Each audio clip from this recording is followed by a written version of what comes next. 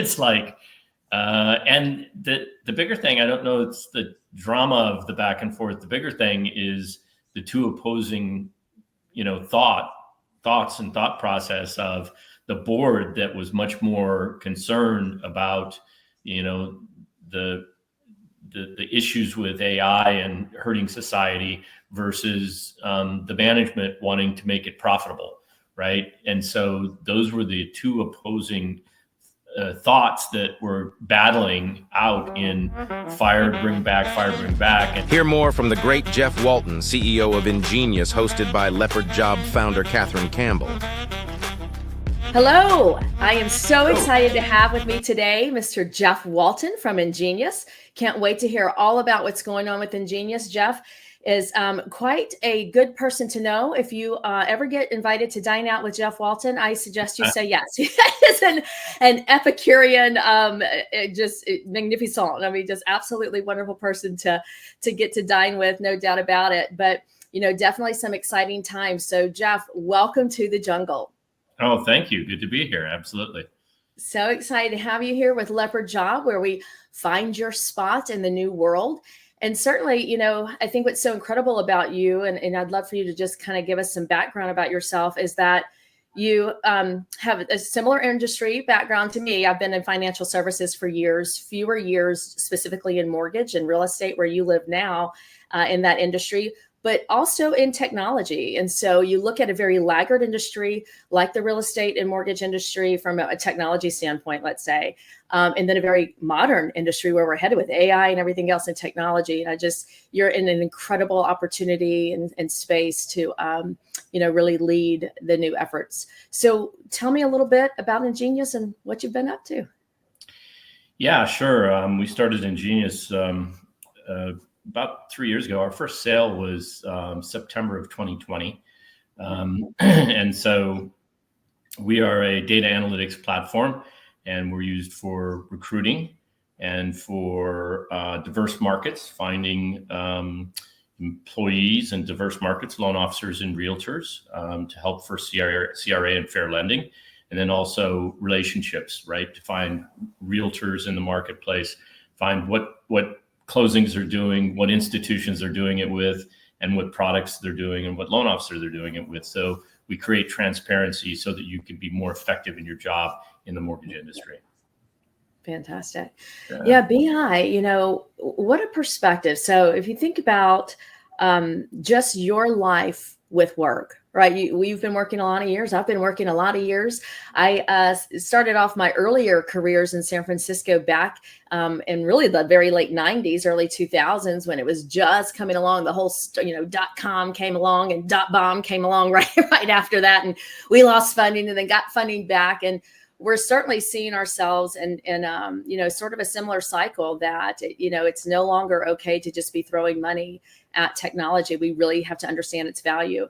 How do you feel like, the evolution, particularly around technology, of your life at work has looked or has changed, how you live with work?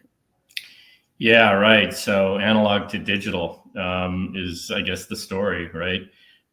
So I actually started out as a loan officer in the business at a savings and loan, if you remember those. And, Yes. Back in the day, all your documents were hand typed. Everything was done on paper.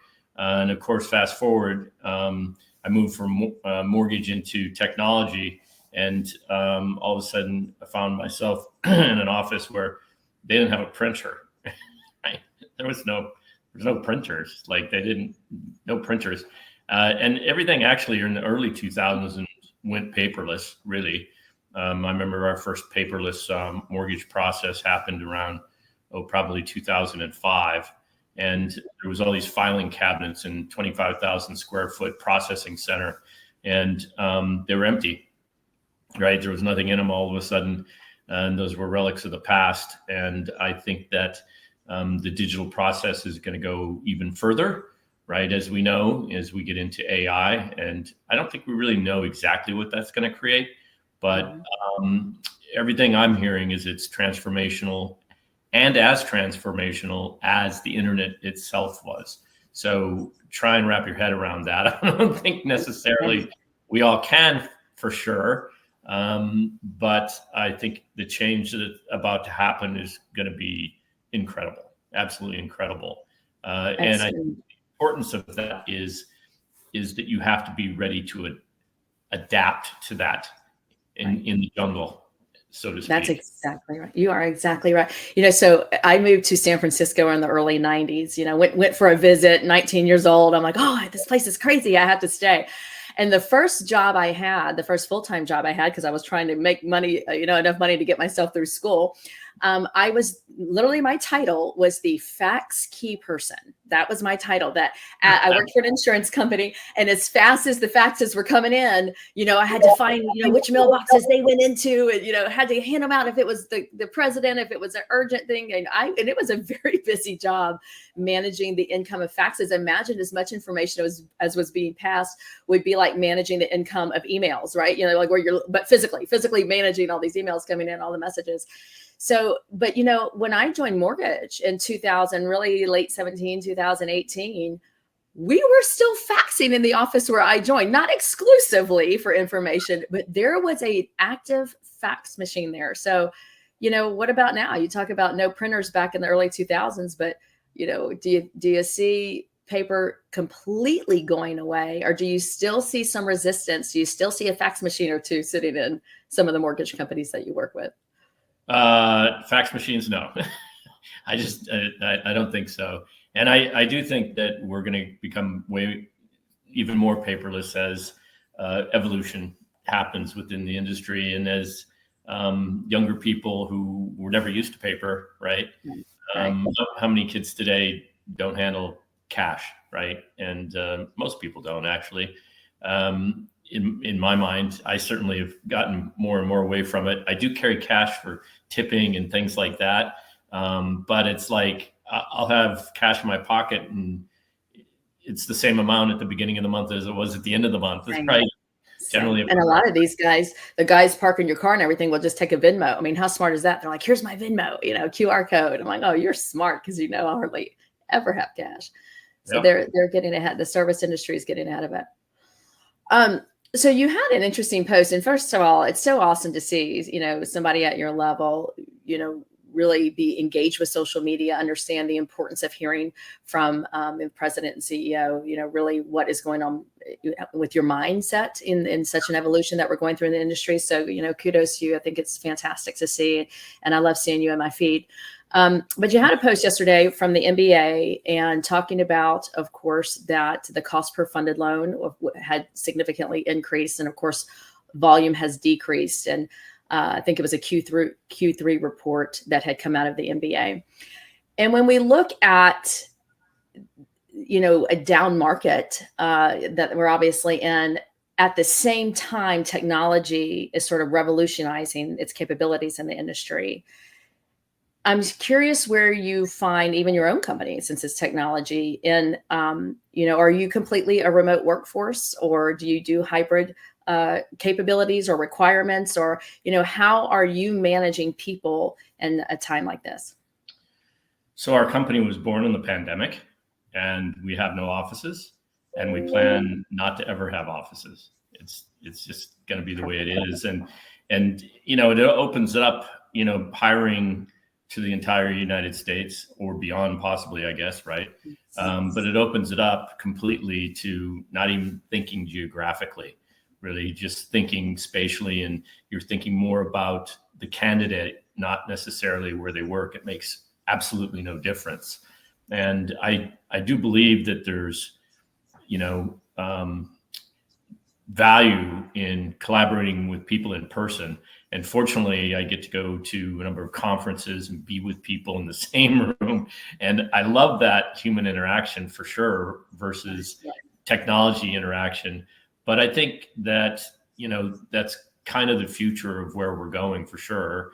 And for the most, part, a lot of people aren't going to ever go back to the office. But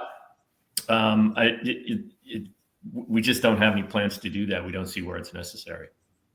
Well, it's an awesome leader and sort of a visionary to grab a hold of that, because I think people are doing it out of not being able to find skill set outside of, people being willing to come into an office. I was on a Reddit feed the other day and read where someone said, I'm in Charlotte, North Carolina. It was a local feed.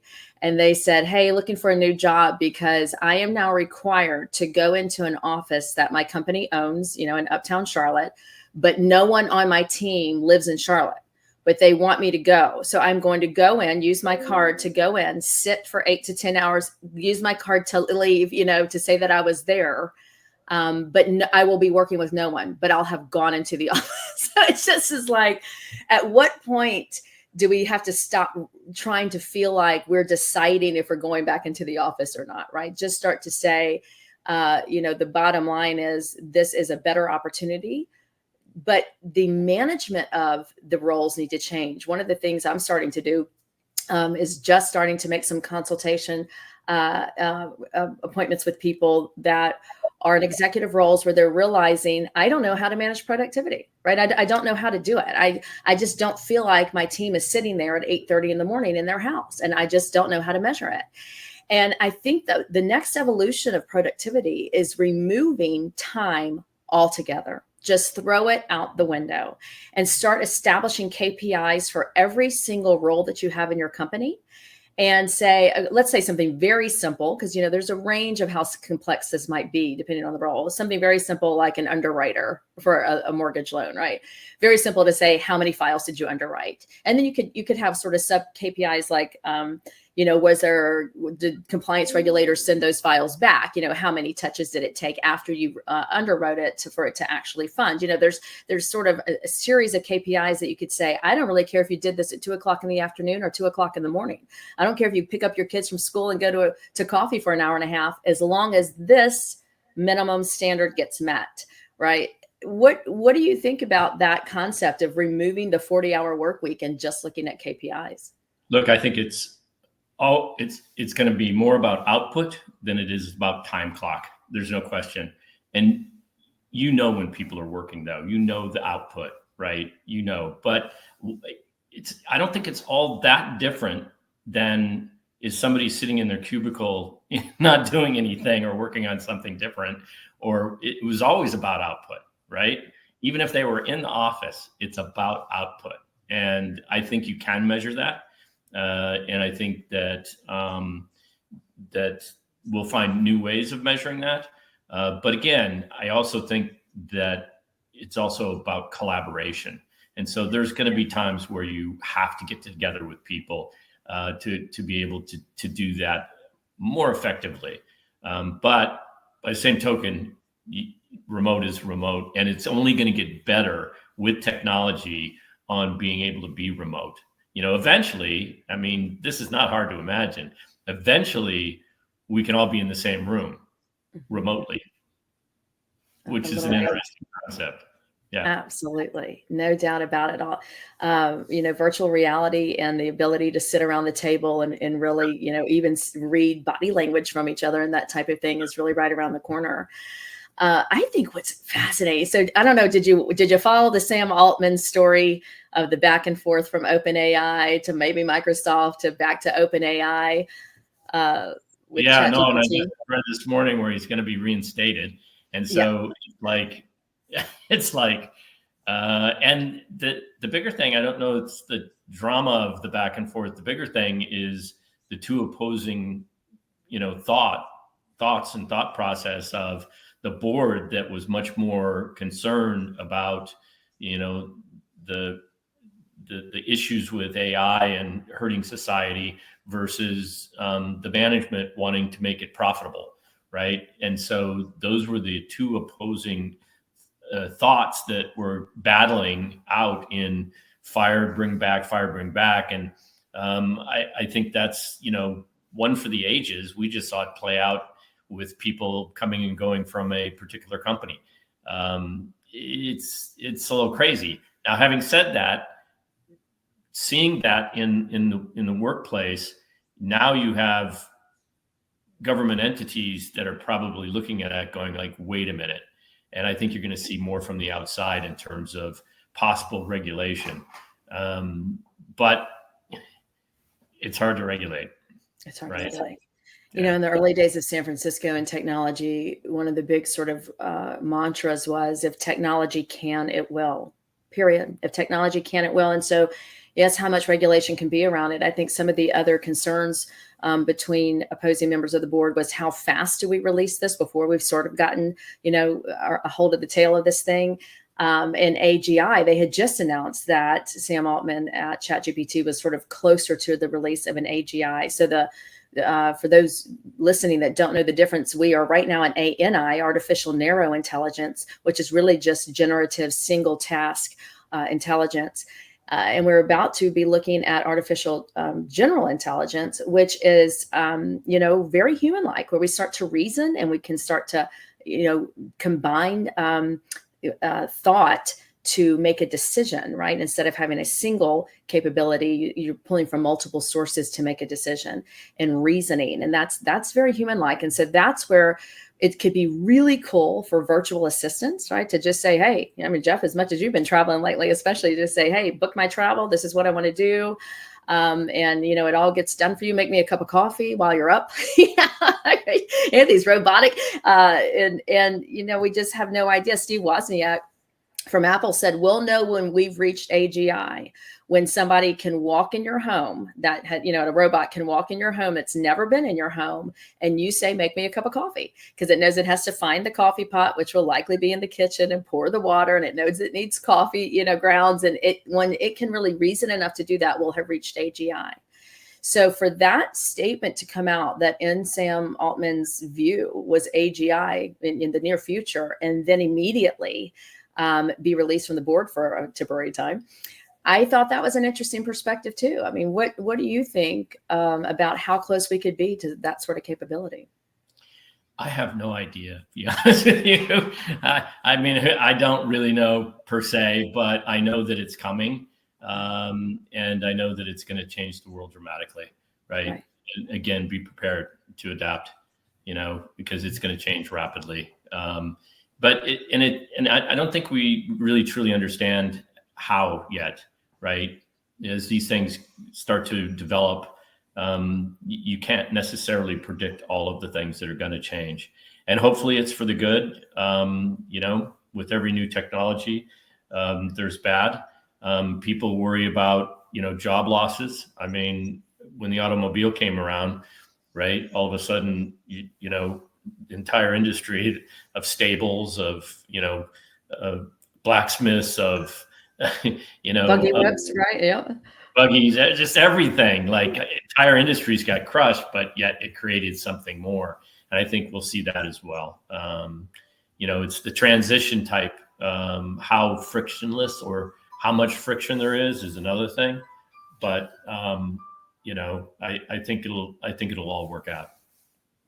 That's what, they say. We have more people than ever before living. We have more jobs than ever before. So really, technology hasn't taken jobs away, right? It's just that it's completely replaced them with new capabilities, and hence the automobile, perfect example that how many people work in the automobile space. Look at our big issues now, right? Now we have these big union issues and everything else around what's going on in the automobile industry, because it's such a massive industry and is also evolving very quickly. I'm curious what, with business intelligence, getting to your very specific company there, do you feel like could ever be really totally automated? I mean, talk about taking in a collective, group of data, right, from multiple sources. That is clearly right up AI's alley, and, make sense and reason out of that under a set of rules, and then, produce phenomenal, very in-depth intelligence about anything you want to do. But let's look at one of the big pieces of the benefits of Ingenius is actually recruiting, right? So what are we soon going to be recruiting for if AI could actually start to take over some of these roles? So then you're even looking at you being in the technology industry, having to evolve as quickly. People don't tend to be early adopters broadly, right, across the spectrum of people. I mean, I feel that way. Do you feel like, people just don't change overnight? Even if the technology doesn't mean everybody's going to do that. But that there is this evolution. I don't know, though, that when it comes to making really big business decisions, we're close to saying, just let the AI make that decision. How close do you feel like you could ever be to that?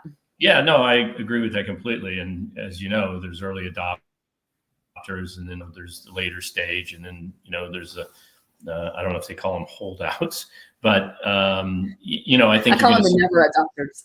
Never adopters, yes.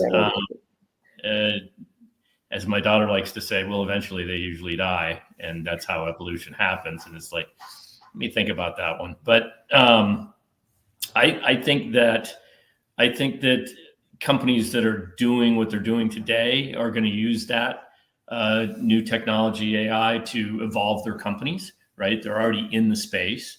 And then I think that there's going to be completely new companies that absolutely disrupt, that we don't even know what's coming.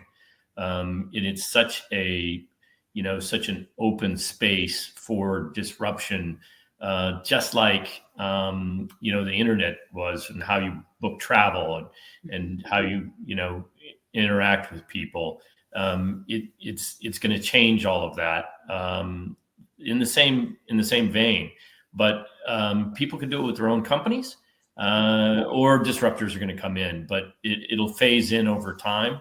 And so I think that you, again, either have to accept it and adapt, or you die, period.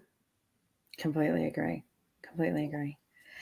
So I'm curious, any thoughts you have, particularly around Leopard Jobs work platform is what it's called, which the work platform is the idea that work is no longer a 4-letter word.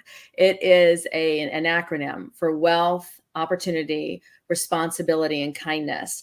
And I think some of the things that, we have to really recognize from an executive level is that we can't really count on mid-management today to figure out what that remote workforce being really productive looks like, coming up with those KPIs, because they are mid-management. And so this is sort of the first time where we've had to get back to, I don't want to say a top-down approach, but definitely a leadership approach to saying this is how you'll start to need to manage your people, and really take hold of that. But and that's the responsibility side of work. But the wealth side, we have massive changes in the global economy right now, certainly leading to opportunities in cryptocurrency and commodities. Silver and gold are big topics of conversation. Any thoughts you have around sort of this new evolution of work, or things that get you excited about leading a company like this in the future? Well, look, I think that the remote piece creates a lot of revolution in how you structure companies and how you structure allocation of your time at work, and for whom, right? So you give you a good example of that in starting in Ingenius, as opposed to when we started, I helped start with Joe Value, Total Expert, in terms of how you started those companies. When we started really scaling Total Expert, you had to hire in those people locally. You hired them in and stuff. You never thought about remote, and you hired them in, as an employee. And there was a lot of capital applied to, all of that, and hiring in full-time people to do full-time jobs on site. And in starting Ingenius, we started with 4 of us, basically. And then we did hire people, but we also outsourced and fractional hiring of people.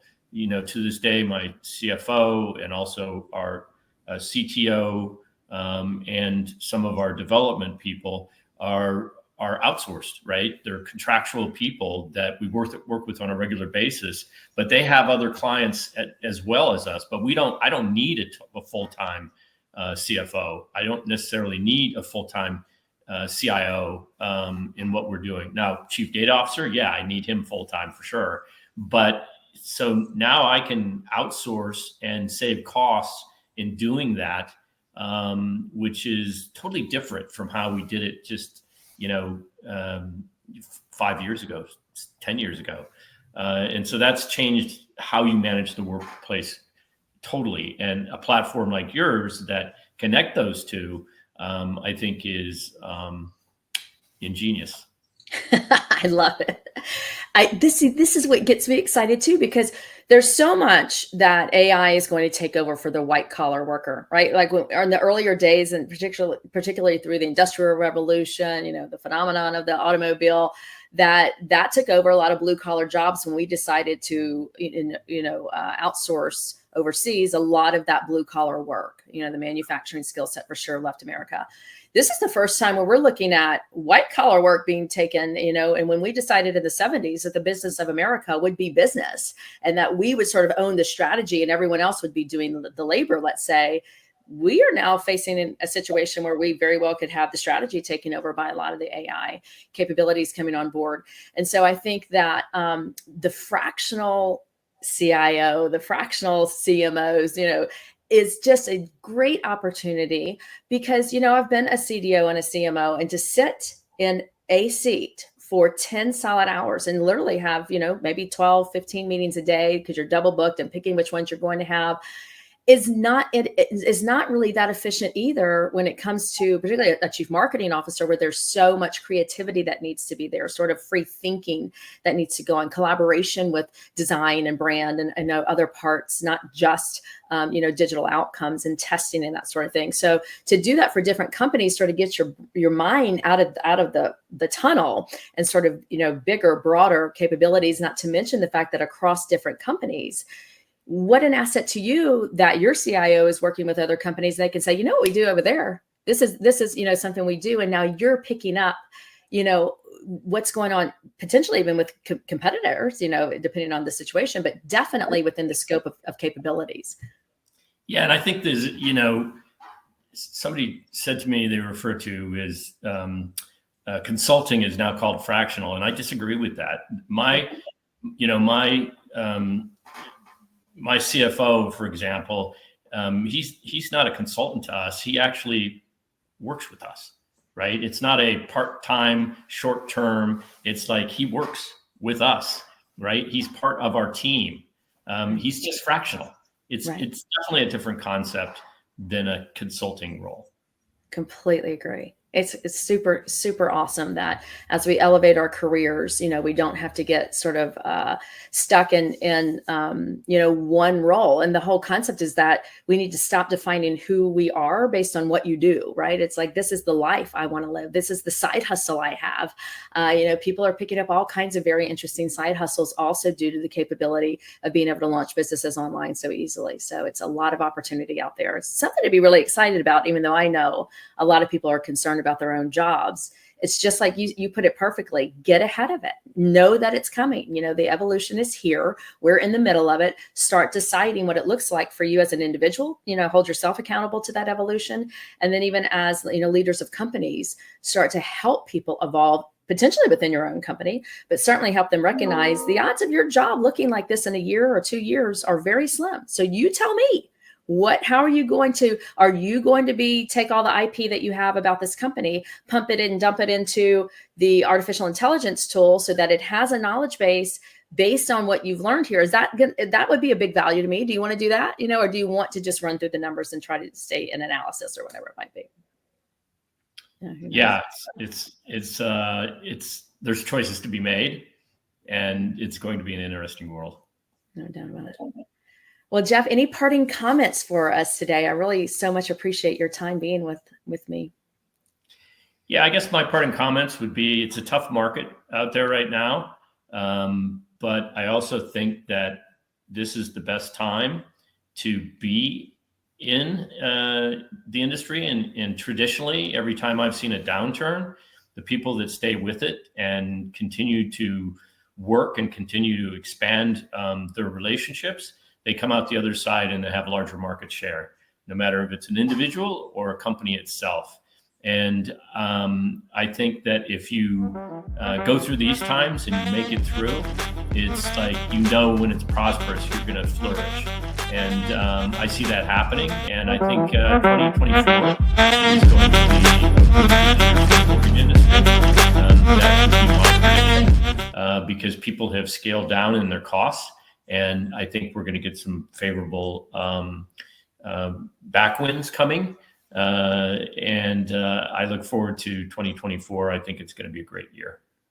Fantastic. And you said it best when you said it's all about relationships, something AI cannot have. So stay human, keep your relationships. Thank you for joining. Welcome to the jungle, Jeff. Look forward to talking to you again. Thank you, Catherine.